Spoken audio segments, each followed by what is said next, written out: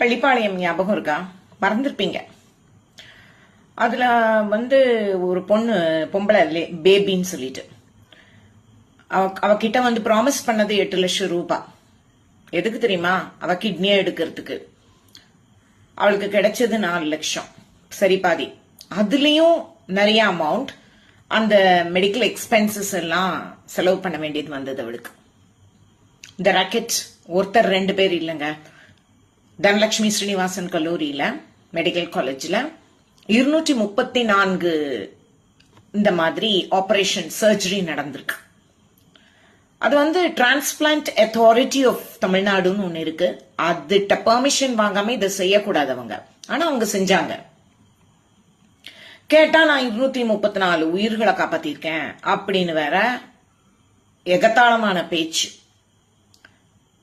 அது எங்கிருந்து அந்த மாதிரி எல்லாம் அவங்களுக்கு வருது அப்படி பேசுறதுக்கு அப்படின்னாக்க, அந்த காலேஜோட ஓனரோட பையன் எம்எல்ஏ, சிட்டிங் எம்எல்ஏ கதிரவன் பேர். 5 IPS அதிகாரிகளை போட்டு ஒரு குழு இத விசாரிச்சு இன்வெஸ்டிகேஷன் அறிக்கை வரத்துக்கே நாளாச்சு. எஃப்ஐஆர் போடுறதுக்கும் மாச கணக்காச்சு. ஆனாலும் அட்லீஸ்ட் அது நடந்தது இல்ல. பட் அரெஸ்ட் நடக்கல. அப்போ தமிழக அரசு ஸ்டே வாங்கிட்டு இருந்தது.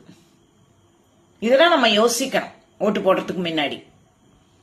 இப்போ மைக்ரோ ஃபைனான்ஸ் கம்பெனிஸ் கடன் கொடுக்கறாங்க. அது எவ்வளவு பெரிய இது தெரியுமா?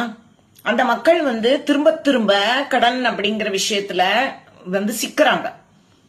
அப்ப அந்த கடனை எப்படி அவங்க கடத்தை அடைக்க முடியாது அவங்களால. அது அப்படி வட்டி வட்டி குட்டி போட்டு அப்படி பெருசாயிடும். உடனே அவங்க என்ன பண்ணுவாங்க? வேற வழி இல்லாம இந்த மாதிரி கிட்னியை விற்கிறதுக்கு முன் வராங்க. ஆர்கன் ட்ரேட் இல்லீகல் அப்படிங்கறத நீங்க புரிஞ்சுக்கணும். கவர்மெண்டோட பெர்மிஷன், அது நான் சொன்ன மாதிரி டிரான்ஸ்பிளான்ட் அத்தாரிட்டி ஆஃப் இந்தியா அவங்க கிட்ட பெர்மிஷன் வாங்கி கரெக்டா அதை பண்ணணும். இப்படியெல்லாம் நமக்கு தோன்ற போதெல்லாம் நம்ம பண்ணிட்டு இருக்க முடியாது. சோ பல அழுத்தங்களுக்கு பிறகுதான் SIT விசாரணை வந்திருக்கு. ஆனாலுமே நீங்க இதெல்லாம் நினைவு வச்சுக்கோங்க மனசுல.